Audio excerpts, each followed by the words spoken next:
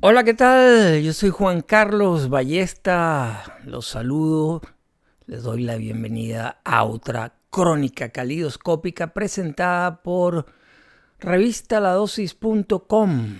Este episodio lo vamos a dedicar a un interesantísimo disco publicado en enero de 1980 y que es como una especie de dos en uno y pertenece al gran Robert Fripp.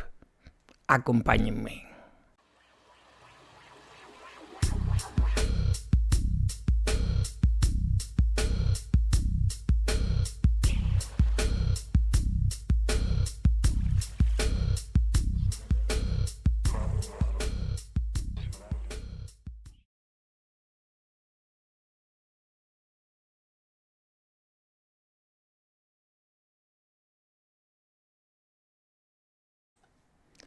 En 1979, Robert Fripp había publicado su primer álbum en solitario, Exposure. Habían pasado 5 años desde la publicación del último trabajo en estudio de King Crimson, Red, y 4 desde que apareció el álbum en vivo USA, discos que hemos tratado en un episodio muy reciente de las crónicas calidoscópicas. Durante ese tiempo, Robert Fripp reflexionó sobre lo que había significado y al punto al cual había llegado con King Crimson y su relación con el público. Las bandas de rock habían alcanzado a lo largo de varios años un estatus muy especial dentro del vasto panorama de la música popular contemporánea, y a Fripp le preocupaba la relación que se había deteriorado, según su punto de vista, con el público al crear grandes zonas de aislamiento con las grandes audiencias, y por ello decidió darle un vuelco y un periodo al cual siguió un periodo de reflexión para lograr redimensionar esa relación con el público. 1979, cuando Fripp publicó Exposure, muchas cosas habían estado ocurriendo en el panorama musical que eran muy diferentes a cuando King Crimson todavía funcionaba. Había explotado el movimiento punk y todas las secuelas, y también la música disco estaba en su apogeo durante aquella segunda mitad de los años 70. Fripp, a pesar de que puso en hibernación a King Crimson, no dejó de hacer música, puesto que se reunió con su gran amigo Brian Eno para la segunda parte de ese proyecto Fripp and Eno, que había tenido un primer capítulo con fantástico y además definitivo, llamado No Pussyfooting, y luego a finales de 1975 publicaron ambos Evening Star. Luego de ello, además, Fripp participó en discos del propio Brian Eno, sus discos solistas vocalizados, que fueron 4 en los años 70, y también con David Bowie. Y también ejerció como productor en discos como el de The Roches, en el cual también participó. En fin, Fripp estuvo activo. Y no fue hasta casi finalizando la década cuando decidió comenzar una carrera solista. aquel primer capítulo, Exposure, ya introdujo dentro de su estética el concepto de Freepertronics, un concepto que había animado a producir Brian Eno. Brian Eno impulsó a raíz de aquellos experimentos en No Pussyfooting a Robert Fripp a desarrollar aún más un concepto que había sido inicialmente introducido en los años 60 por compositores minimalistas como Terry Riley o experimentalistas como Pauline Oliveros, y le otorgó su propia personalidad, su propio sello distintivo, especialmente por el sonido de su guitarra ya conocido en la etapa con King Crimson. Y en 1980 decidió crear un disco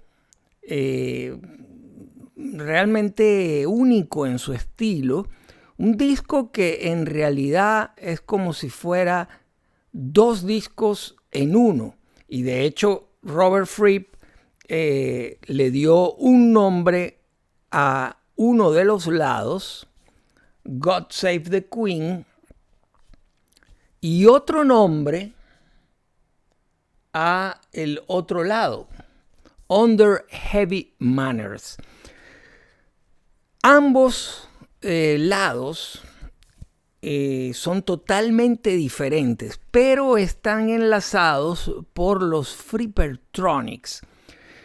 Los Freepertronics, un concepto de la era analógica que estaba y sigue estando basado en la utilización de dos riles de cintas electromagnéticas ubicados uno al lado de otro, mientras del primero sale una cinta ya grabada a reproducirse en la segunda, y esa segunda vuelve en una especie de bucle al primero en un retardo de entre 3 a 5 segundos, de acuerdo a la distancia entre ambos aparatos.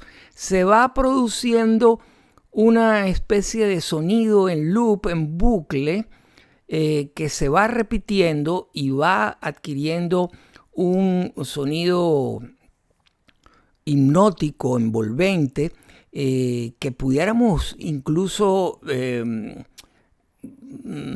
ubicar dentro de ese concepto del drone.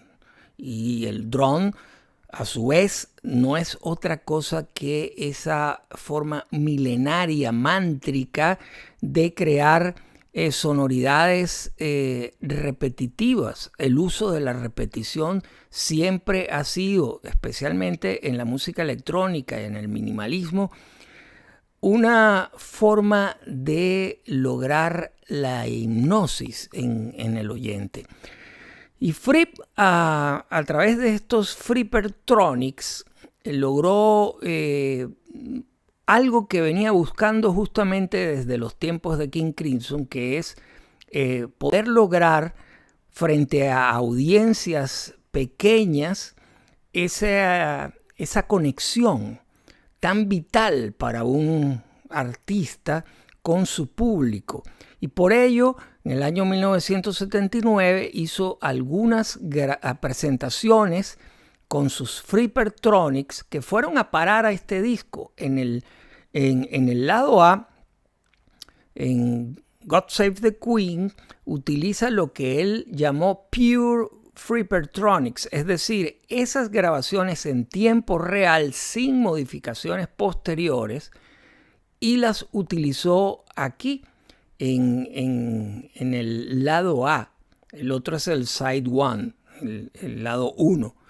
Y luego utilizó otros Freepertronics en la parte la otra parte de este disco, que es muy distinta porque incluyó una sección rítmica fabulosa del baterista Paul Doskin y el bajista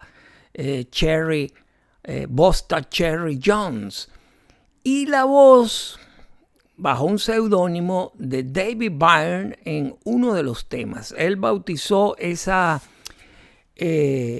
parte de este disco, que repito, lleva por nombre Under Heavy Manners, como Discotronics, un calificativo bastante adecuado, obviamente dentro del concepto de música disco surgido de la mente de Robert Fripp. Este trabajo contiene una serie de una especie de ensayo del propio Fripp, en el cual explica cuál es la naturaleza de los Frippertronics, cómo surge esta idea.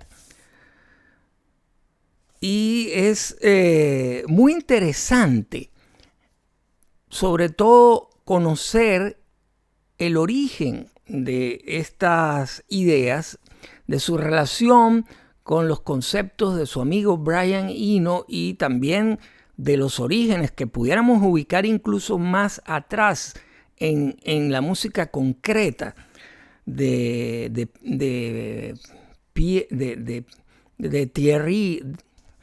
Pierre Henry y de Pierre Schaeffer, dos franceses. Y aquí él explica muy bien cómo logró estas sonoridades, y además también explica lo que conceptualmente quiso hacer en el lado rítmico, tratando de explicar conceptos tan, digamos, novedosos como, por ejemplo, Dorotronics, que es una especie de acrónimo de Dance Oriented Rock, o sea, rock orientado al baile. Eso es esa segunda parte, o esa otra parte de este disco.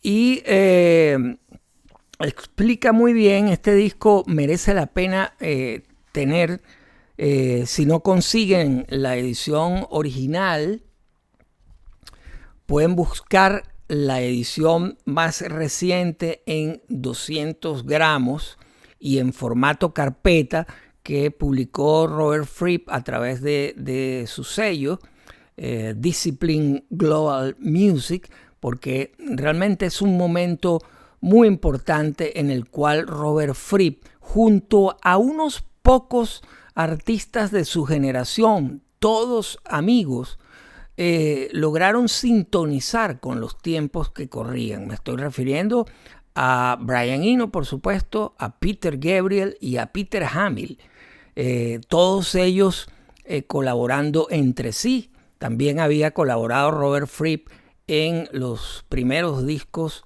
de Peter Gabriel en solitario, y Peter Hamill había colaborado en Exposure.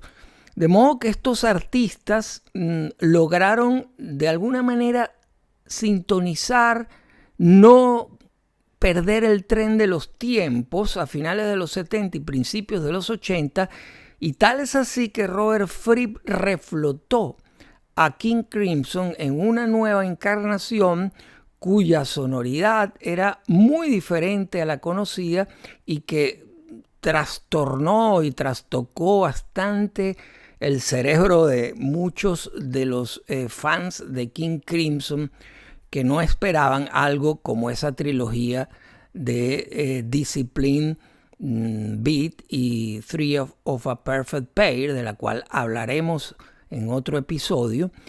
Y ese génesis estaba en parte en este disco y en Exposure también, y evidentemente en las influencias de otro artista más joven llamado David Byrne, con quien Adrian Belew también había trabajado.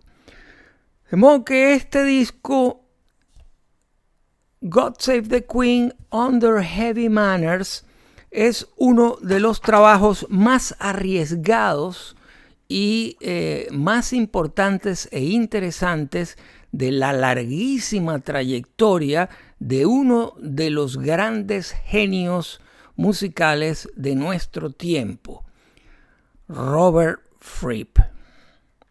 Gracias por estar ahí, por compartir, por comentar, por suscribirse y por esperar siempre un nuevo episodio de nuestras crónicas calidoscópicas presentadas por revistaladosis.com, donde pueden conseguir la reseña con los audios de este disco y de todos los demás episodios.